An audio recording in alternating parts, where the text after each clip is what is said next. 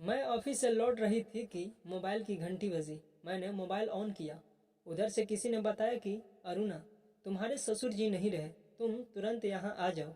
यह सुनते ही मैं सोच में पड़ गई कि अब क्या करूँ, क्योंकि ऑफिस में ऑडिट पार्टी आई हुई थी। जब ऑडिट चल रहा होता है तब प्रायः साहब लोग छुट्टी देने से कतराते हैं। मैंने तत्काल साहब को फ़ोन लगाया और उन्हें ससुर जी के अवसान की सूचना दी। घर आकर तत्काल में अपना रेल टिकट बुक किया, जल्दी से सूटकेस तैयार किया और रेलवे स्टेशन पहुंची। इंदौर जाने वाली ट्रेन प्लेटफॉर्म पर खड़ी थी। मैं दौड़कर S7 कंपार्टमेंट में घुस गई। मेरे सीट पर बैठते ही गाड़ी चल पड़ी। सीट पर बैठते ही यादों की नदी दिल की जमी पर बहने लगी। ससुर जी का चेहरा रह रह कर याद आ रहा था। सच कहूँ तो मेरा दिल यह मानने को कतई तैयार नहीं था कि ससुर जी नहीं रहे। गाड़ी जैसे जैसे रफ्तार पकड़ने लगी, वैसे वैसे मुझे अपने जीवन का एक एक घटनाक्रम याद आने लगा जो उनके साथ जुड़ा था। मुझे आज भी याद है, मैं ब्याह कर अपने ससुराल आई थी। जब मैंने पहली बार ससुर जी के पैर छुए थे तब उन्होंने कहा था, एक बात हमेशा याद रखना कि इस घर को अपना मायके कभी मत समझना। हाँ, हमेशा यही याद रखना कि यह तुम्हारा ससुराल है। मैं उनके यह कठोर वचन सुनकर भी दंग हुई और डर भी गई थी। दरअसल मेरे पति अरुण मिलिट्री में थे। शादी के लिए वे 1 माह की छुट्टी लेकर आए थे। शादी के तत्काल बाद हम हनीमून के लिए मनाली गए और वहां से लौटने के बाद महाबलेश्वर पूना गए। इस घूमने फिरने के दौरान दिन कैसे कट गए यह हमें पता ही नहीं चला। उनकी छुट्टियां खत्म हो गई और वे फिर कश्मीर चले गए। जब एक दिन हम महाबलेश्वर में सनसेट पॉइंट पर बैठे थे तब बातों बातों में उन्होंने बताया कि हमारी ड्यूटी के तहत सीमा पर रहने के दौरान हमें पूरी तरह चौकस रहना पड़ता है, क्योंकि सीमा पार से हमारी सीमा में आतंकवादियों के घुसपैठ की संभावना हमेशा बनी रहती है। फिर सीमा पार से दुश्मन की सेना कभी भी सीजा फायर तोड़कर गोलीबारी करती रहती है, इसलिए हमें हमेशा सजग रहना पड़ता है। हमारी छोटी सी गलती या भूल हमारे लिए जान का खतरा बन सकती है। जब उनकी यह बात पूरी हुई तब मैंने ही सवाल किया, आप मुझे कश्मीर घुमाने कब ले जाएंगे? तब तत्काल जवाब देते हुए वे बोले, अरुणा, अगली बार जब इंदौर आऊँगा तब तुम्हें अपने साथ कश्मीर ले जाऊँगा। उसके कश्मीर पहुँचने का फ़ोन आया और उसके अगले ही दिन सुबह 5 बजे फ़ोन की घंटी बजी। मेरे ससुर जी ने ही फ़ोन उठाया। उधर से आवाज़ आई, मैं कर्नल सिन्हा बोल रहा हूँ। मुझे यह खबर देते हुए दुख हो रहा है कि कल रात कुछ आतंकियों ने हमारी सीमा पर आक्रमण कर दिया। उनके साथ लड़ते हुए आपके बेटे अरुण शहीद हो गए। अरुण के निधन के 100 महीने बाद मेरे माता पिता पैरी छुड़ाने की रस्म अदा करने के लिए मेरी ससुराल आए। जब मेरे पिताजी ने ससुर जी को भी हमारे साथ चलने के लिए निवेदन किया तब वे बोले, तुम अरुणा को अपने साथ ले जाकर अपनी रस्म पूरा करो। मैं इस प्राचीन ढकोसलों को नहीं मानता। पापा जी उनका जवाब सुनकर स्तंभ रह गए। करीब 10 दिन मायके में रहने के बाद मैं पुनः अपने ससुराल आ गई।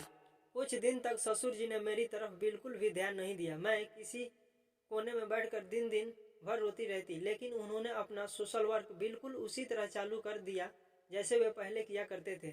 मैं कोने में बैठे बैठे सोचती रहती कि यह कैसे पिता हैं जिनके चेहरे पर अपने बेटे के मरने का गम तक नजर नहीं आता। एक दिन जब हम साथ बैठे थे तब मैंने ही उनसे पूछा, बाबूजी, क्या आपको अरुण की याद नहीं आती? मैं तो उनके गम को अपने हृदय से अलग नहीं कर पा रही हूँ। तब उन्होंने अपनी अग्नेय आंखों से मेरी तरफ देखा और बोले, जिस दिन उसने मिलिट्री ज्वाइन की उसी दिन से मैंने अपना हृदय कठोर कर लिया था। मैं जानता था कि यह खबर एक न एक दिन तो मुझे सुनने मिल ही सकती है। फिर जो देश के लिए शहीद हो गया है उसका गम क्यों करे? हमें तो गर्व होना चाहिए कि हमारा बेटा देश के काम आ गया। उनके कठोर वचन सुनकर मैं दंग रह गई। कुछ दिन और बीते। मैं अक्सर उदास ही बैठी रहती थी। एक दिन वे मेरे कमरे में आए और बोले, यह क्या तुम दिन भर बिस्तर पर एक लाश की तरह पड़ी रहती हो? अरुण की मौत हुई है या तुम्हारी? मैंने आंसू पोंछते हुए कहा, बाबूजी, आप मेरा दुख नहीं समझ सकते। मेरा इतना कहना हुआ था कि वो बोले, क्या कहा तुमने कि मैं तुम्हारा दुख नहीं समझ सकता? अरे नादान, मैंने भी अपनी जवानी में अपनी जीवन संगनी खोई थी।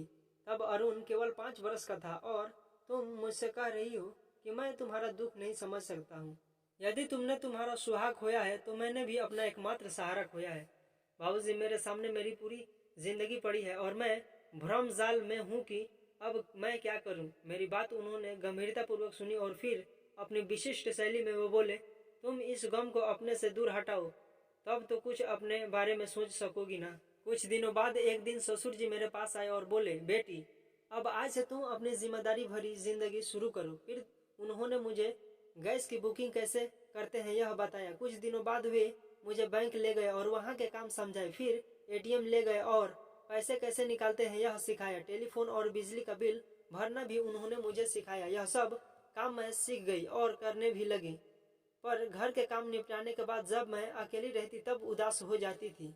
एक दिन ससुर जी ने मुझे बुलाया और कहा, देखो अब बहुत हो गया, तुम्हारा उदास चेहरा देखकर मुझे बहुत परेशानी होती है। बेहतर यह होगा कि तुम फिर अपने मायके चली जाओ या इस घर के अलावा कहीं और रहने चली जाओ।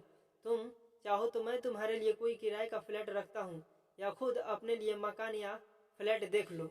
मैंने उनसे कई बार कहा कि मैं अकेले कैसे रह पाऊंगी, तो वो बोले, यह तुम्हारी प्रॉब्लम है और इसे तुम्हें ही हल करना है। दिन प्रतिदिन उनका कठोर होता हुआ रुख देखकर मैंने तय किया कि वास्तव में अब रोने मात्र से काम नहीं चलेगा। फिर एक दिन दोपहर को मैं अपने लिए किराए का एक फ्लैट देखने के लिए घर से निकल पड़ी और उनके मित्र रामचंदानी की मदद से मैंने एक फ्लैट किराए पर लिया और वहां रहने भी चली गई थी। अब मैं यहाँ अकेली थी। फिर घर और बाहर का सारा कामकाज मुझे ही करना पड़ता था और उनकी पेंशन हर माह मिल जाती थी, इसलिए कोई आर्थिक परेशानी मुझे नहीं थी। शाम को समय मिलता तब मैं बालकनी में जाकर बैठ जाती और रास्ते से गुजरने वाले राहगीरों को निहारती रहती। इस प्रकार मेरी शामें गुजरने लगी, लेकिन दोपहर में अक्सर मैं बोर हो जाती। सो मैंने कंप्यूटर सीखने के लिए एक क्लास ज्वाइन कर ली। 3 माह में मैंने ऑफिस अकाउंटिंग टैली सीख लिया। एक दिन शाम को मैं टीवी पर अपना पसंदीदा धारावाहिक देख रही थी। तभी मिसेस रामचंदानी आ गए। मैंने उनके लिए चाय बनाई। चाय की चुस्कियां लेते हुए वो बोले, अरुणा, मेरे ऑफिस में कंप्यूटर ऑपरेटर की एक पोस्ट खाली है। यदि तुम ट्राई करो तो वह पोस्ट तुम्हें मिल सकती है। यदि जॉब मिल गया तो तुम्हारा समय भी अच्छा कटेगा और नए लोगों से मेल जोल भी बढ़ने लगेगा। लेकिन मुझे तो काम करने का बिल्कुल भी अनुभव नहीं है। मैं बेशख्त बोल पड़ी, देखो अरुणा, अनुभव तो काम करने के बाद ही आता है ना। मुझे उनकी बात अच्छी लगी और मैंने अगले ही दिन ही नौकरी के लिए एप्लीकेशन दे दी। करीब 1 सप्ताह बाद मुझे साक्षात्कार की सूचना मिली। मैंने बहुत गंभीरता से साक्षात्कार की तैयारी की। अगली शाम मिसेज रामचंदानी ने घर आकर मेरे चयन की बात बताई और उसके अगले दिन मुझे नियुक्ति पत्र भी मिल गया। मैं तो यूं ही खाली ही थी। मैंने दूसरे दिन से ही नौकरी ज्वाइन कर ली। अब मेरे पास जॉब था और मैं अपने पैरों पर खड़ी हो गई थी। एक शाम सामान जताते हुए मैंने पाया कि ससुर जी के घर से सामान शिफ्ट करने के दौरान गलती से उनके लाकर की चाबी मेरे सामान के साथ आ गई है। शाम को ऑफिस से मैं सीधे ससुर जी के यहाँ पहुंची। उस समय वे सामाजिक कार्यकर्ताओं की बैठक में व्यस्त थे। मुझे देखते ही बोले, बैठ जाओ, मैं तुमसे थोड़ी देर बाद बात करता हूँ। सामाजिक कार्यकर्ताओं की बैठक खत्म होने के बाद उन्होंने मेरी तरफ देखा और बोले, क्या तुम लाकर की चाबी लौटाने आई हो? उनकी बात सुनकर मुझे आश्चर्य हुआ कि उन्हें कैसे पता कि मैं लाकर की चाबी देने आई हूँ। मेरा आश्चर्य से भरा चेहरा देखकर वे बोले, बेटी, मैंने जानबूझकर ही लाकर की चाबी तुम्हारे सामान में रख दी थी। दरअसल मैं तुम्हारी परीक्षा ले रहा था कि तुम चाबी अपने पास रखती हो या मुझे वापस करती हो। मैंने ही टेबल पर लाकर की चाबी रखी और उनको अभिवादन कर लौटने लगी। तब वे बोले, सुना है तुम नौकरी करने लगी हो और तुम्हारे अपने ऑफिस मैनेजर के साथ बहुत पटती है, क्या इरादा है? मैंने स्वाभिमान पूर्वक लेकिन धैर्य के साथ उनसे कहा, मैं कंप्यूटर ऑपरेटर के पद पर हूँ और वे मेरे अधिकारी हैं, इसलिए कई बार मुझे उनके केबिन में जाना पड़ता है। अब इसे लोग किस नज़र से देखते हैं और क्या सोचते हैं, इसकी चिंता मैं नहीं पालती। मेरा जवाब सुनकर उन्होंने गर्दन नीची कर ली। मैंने उनके चरण छुए और फिर चली आई। मैं घर जरूर चली आई, लेकिन ससुर जी की यह बात मेरे कानों में बार बार टकराती रही कि सुना है तुम नौकरी करने लगी हो और तुम्हारी अपने ऑफिस के मैनेजर के साथ बहुत पड़ती है, क्या इरादा है? मुझे लगा कि ये बात अब मुझे यहाँ चैन से नौकरी नहीं करने देगी। अतः मैं रविवार को हमारे जीएम के बंगले पर उनसे मिलने गई। उन्होंने पूछा, कहिए, आप क्या कहना चाहती हैं? सर, मैं अपना ट्रांसफ़र भोपाल करवाना चाहती हूँ। मुझे मालूम पड़ा है कि वहाँ PRO का पद रस्तोगी जी के सेवानिवृत्त होने से खाली है। यदि आप तबादला वहाँ करा सके तो मैं आपकी आजीवन आभारी रहूँगी। मैंने विनम्रतापूर्वक अपनी बात उनके सामने रखी। लेकिन आप तो यहाँ कंप्यूटर ऑपरेटर हैं, क्या आप PRO का काम संभाल सकेंगी? सर, मुझे लगता है कि मैं अब किसी भी पद पर काम करने के लिए समर्थ हूँ। कल ऑफिस में आप तबादले के लिए आवेदन मेरे पास पहुँचा दीजिएगा। उनके इतना कहते ही मैंने उनका अभिवादन किया और घर लौट आई। अगले दिन मैंने अपना आवेदन पत्र GM साहब के केबिन में पहुंचा दिया। करीब 1 माह बाद मुख्यालय से मेरा तबादला भोपाल होने के आदेश आए। मैंने अपना तबादला भोपाल करवा लिया। यह जानकर मिसेज रामचंदानी सहित ऑफिस के सभी साथी आश्चर्यचकित थे। अगले दिन ऑफिस में मेरा विदाई समारोह आयोजित किया गया। विदाई समारोह के बाद मैं सीधे ससुर जी से मिलने उनके यहाँ गई। मुझे देखते ही वो बोले, अरुणा, तुमने अपना तबादला भोपाल करवा लिया है ना? उनकी यह बात सुनकर मैं आश्चर्यचकित रह गई कि मेरे तबादला करवाने की खबर उनको कैसे मिली। उन्होंने नौकर से कहकर मेरे लिए चाय नाश्ता मंगवाया और बोले, अरुणा, भोपाल पहुंचने के बाद तुम्हारे घर का पता मुझे तत्काल भिजवाना। देखो अरुणा, इसमें देर मत करना। भोपाल आने के 2 दिन बाद ही ऑफिस की एक कलीग की सहायता से मैंने एक मकान किराए पर लिया और नए पते की जानकारी ससुर जी को भेज दी। मुझे भोपाल आए केवल 3 महीने ही हुए थे और आज ऑफिस से घर पहुंचने के दौरान ये सूचना मिली कि ससुर जी नहीं रहे। अगले दिन मुझे मेरे चचेरे देवर ने एक फाइल सौंपी। मैंने एक एक कर उसके कागज पलटना शुरू किए। ससुर जी ने मेरे नाम विरासत लिखी थी, जिसमें सारी संपत्ति और रुपए पैसे मेरे नाम लिखे थे। वसीयतनामे के बाद अंत में एक चिट्ठी थी जो उन्होंने मेरे नाम लिखी थी, जिसमें लिखा था, प्रिय बेटी अरुणा, आशीर्वाद, यह पत्र तुम्हें मेरे मरने के बाद ही मिलेंगे।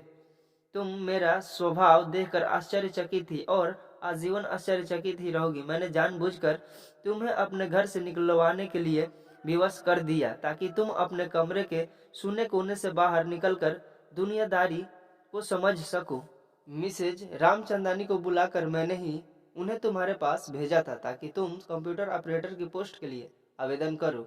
दरअसल मैंने मिसेज रामचंदानी से जानकारी लेकर ही तुम पर तुम्हारे मैनेजर के साथ ज्यादा घुलने मिलने का आरोप लगाया था। बेटी, मैं यह चाहता था कि तुम यथा समय अपने लिए एक योग्य जीवन साथी तलाश लो। इसके लिए मुझे तुम्हारे ऑफिस का मैनेजर उपयुक्त भी लगा, लेकिन मेरी इस बात का जवाब तुमने अपना तबादला भोपाल करवाने के रूप में मुझे दिया। बेटी, जमाने के बदलने के साथ हमें भी बदलना पड़ता है। वैसे भी अकेली स्त्री का जीना आजकल बहुत दुश्वार हो गया है। समय रहते यदि तुम्हें कोई अच्छा जीवन साथी मिल जाए तो शादी अवश्य कर लेना। बेटी, जो मर गया उसके साथ मारा तो नहीं जा सकता ना। मुझे चिंता यह थी कि यदि तुम्हें इस कदर निराश जिंदगी व्यतीत करने की आदत पड़ गई तो तुम्हारे जीवन नर्क बन जाएगा, क्योंकि हमारे पास अथाह धन दौलत हो तो भी जीवन की खुशियाँ सिर्फ रुपए पैसे से तो नहीं मिलती। इसलिए मैं भी अपना तन मन धन सामाजिक कामों के लिए लगाता रहा। बेटी, मानव होने का अर्थ है समाज में रहना, जबकि तुमने अपने आप को एक कमरे के एक सूने कोने भर में कैद कर लिया था। अब मैं यह जानकर बहुत खुश हूँ और संतुष्ट भी कि तुमने जिंदगी को फिर से जीना सीख लिया है और मैं यही चाहता था। अब जो कुछ तुम्हारा है वह इस वसीयत के जरिए तुम्हें सौंप रहा हूँ। तुम्हारा ससुर नहीं बल्कि बाबूजी। उनकी ये चिट्ठी पढ़कर मैं मन ही मन बहुत परेशान हुई और लगा कि काश मैं अपने ससुर जी की विचार शक्ति को पहले जान पाती तो उनके बारे में वह सब कुछ नहीं सोचती जो अकेलेपन में बैठे बैठे सोचती रही। उनके पत्र में लिखी इस बात की मैं समय रहते किसी जीवन साथी को पसंद कर लूं, इस पर भी मैं विचार कर रही हूँ। उपयुक्त साथी मिलने पर मैं उनकी इस बात पर भी जरूर अमल करूंगी और अरुण की यादें और उनके साथ बिताए गए लम्हे तो हमेशा मेरे साथ ही रहेंगे। ये कहानी आपको कैसी लगी कमेंट करके बताएं और इस वीडियो को लाइक कमेंट शेयर जरूर करें। थैंक यू दोस्तों इस वीडियो को पूरा देखने के लिए। ऐसी ही कहानियाँ सुनने के लिए हमारे चैनल को